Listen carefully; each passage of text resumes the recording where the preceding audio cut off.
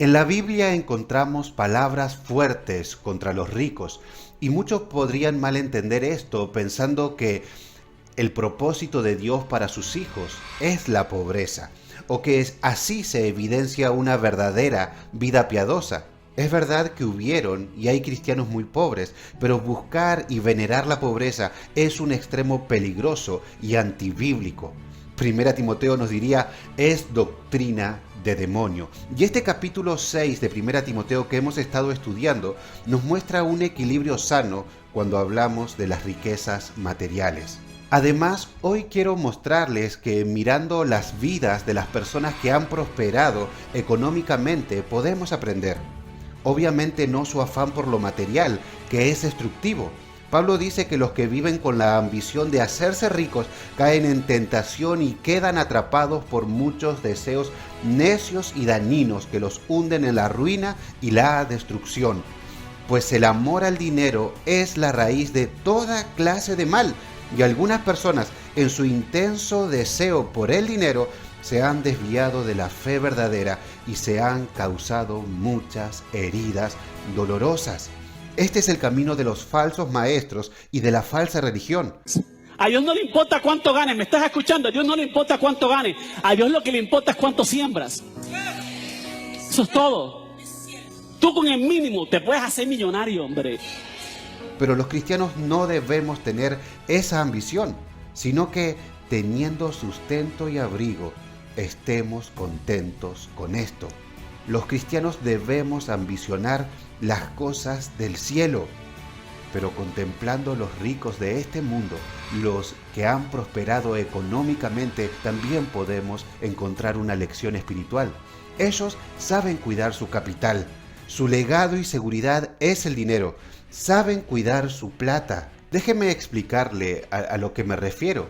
Los que se enriquecen de forma legal es porque saben qué hacer con su dinero, saben invertirlo, saben hacer un fundamento para el futuro. Pablo toma algo natural para enseñar a los hermanos ricos lo espiritual. Le dice a Timoteo cómo debe instruir a los ricos, qué debe mandarles. Lo vimos en nuestro estudio anterior.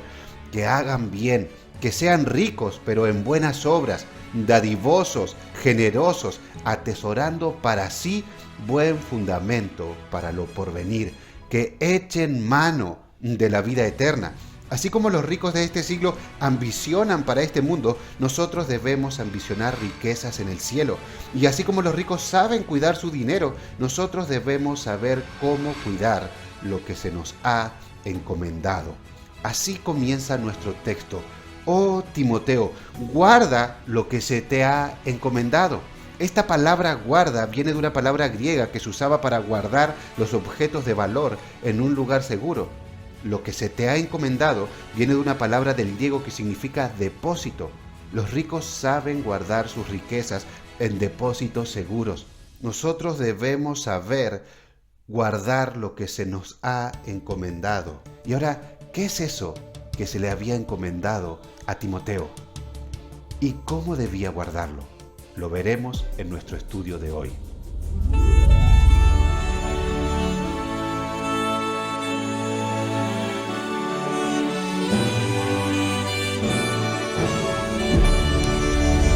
Hola a todos, espero que anden bien, que el Señor les bendiga.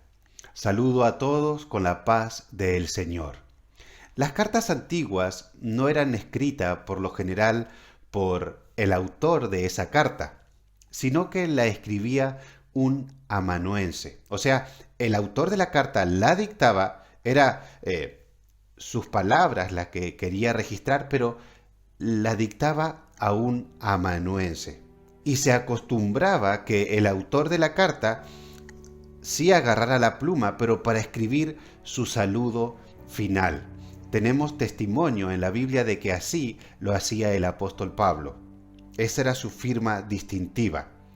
Así que hoy, terminando esta primera carta de Timoteo, nos da nostalgia estar terminando con un libro más de la Biblia. Este es el panorama que podemos imaginar. El apóstol Pablo agarrando la pluma y dejándole la exhortación y saludo final a su amado hijo en la fe, Timoteo. Veremos que los versículos que leeremos hoy resumen en cierta medida el espíritu de la carta.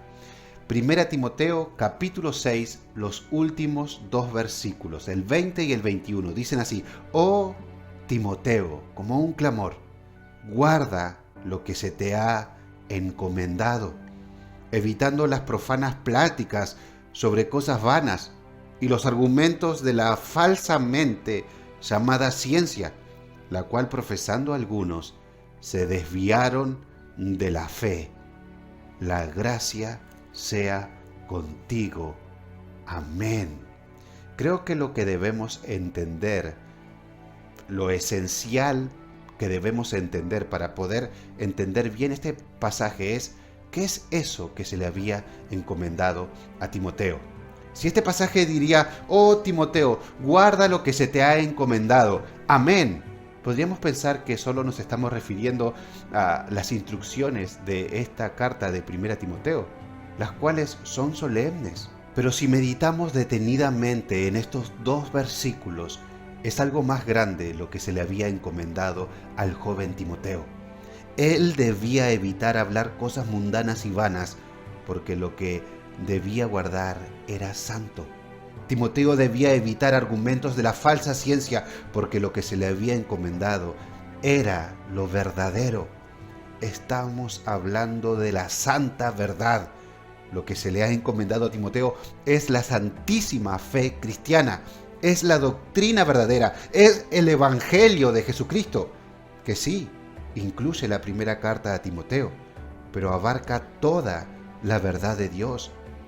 Predicar otra cosa es predicar doctrina de demonios. Desviarse de este mensaje es desviarse de la fe verdadera. Y si somos fieles a esta carta que hoy estamos terminando de estudiar, no solo es algo que se le ha encomendado a Timoteo, sino a todo cristiano. Si realmente eres de Cristo, estimado amigo que me estás escuchando, formas parte de la iglesia de Dios. Esa iglesia que Primera Timoteo define como columna y baluarte de la verdad.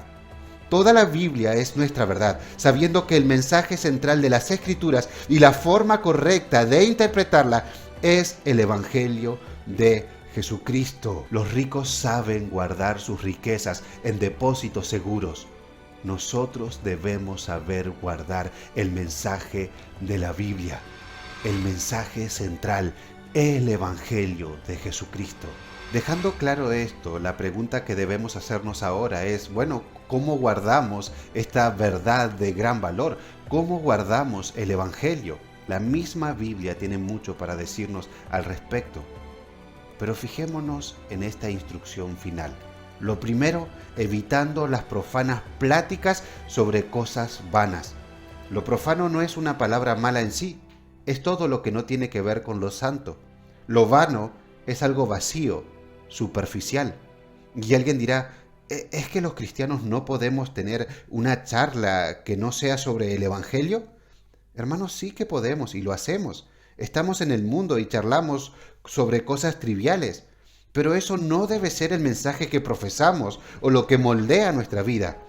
Puede ser que en una predicación usemos como introducción o ilustración un tema profano como el clima, algún deporte, la economía, la noticia de la que está hablando todo el mundo, una película conocida o cualquier otra cosa. Pero solo es introducción o ilustración para llevarnos a lo espiritual. Por ejemplo, hoy comencé hablando de los ricos y cómo cuidan su dinero, pero no para que nosotros tengamos mentes millonarias, sino para entender cómo cuidar lo que se nos ha encomendado. El Evangelio es nuestra gran riqueza que debemos guardar. Si alguien suprime el Evangelio de su mensaje, solo será una plática vana y profana. Por más lindo que suene y por más poderoso que parezca el mensaje, llevará a la apostasía. Lo segundo que debemos evitar para guardar nuestro depósito son los argumentos de la falsamente llamada ciencia, el falso conocimiento que está ganando lugar en muchos púlpitos hoy, el humanismo, la confesión positiva, el liberalismo y muchas otras teorías bien presentadas y abrazadas por la mayoría parecen fuertes y parecen dignas de ser predicadas, pero solo es edificar en la arena. Las enseñanzas de los hombres van cambiando según la moda. Las teorías más elaboradas se desmoronan cuando viene otra más confiable. Pero lo único que permanece para siempre, inmutable y firme, es la poderosa palabra del Señor. Es como que Pablo le dice a Timoteo, y hoy el Espíritu a nosotros: concéntrate en el Evangelio. Guarda lo que proclamamos como tu tesoro más grande, porque otros, por profesar cualquier otra cosa, se han desviado de la fe, se convirtieron en apóstatas. Lo vano y profano le gusta, le encanta a las multitudes. Las teorías más rebuscadas, aún sobre la Biblia, son llamativas. Te harán ver como un gran maestro, pero no vayas por ese camino, porque solo te harán desviar de la fe. Hermanos, qué gran cierre tenemos en esta carta. Estas palabras estuvieron resonando en mi corazón mientras preparaba el mensaje y creo que han quedado grabadas en mi corazón y oro para que también queden grabadas en el suyo. Guarda lo que se te ha encomendado. Guarda la palabra, guarda la doctrina, guarda el Evangelio. Es tu tesoro más preciado si realmente eres de Cristo. La gracia sea contigo. Amén.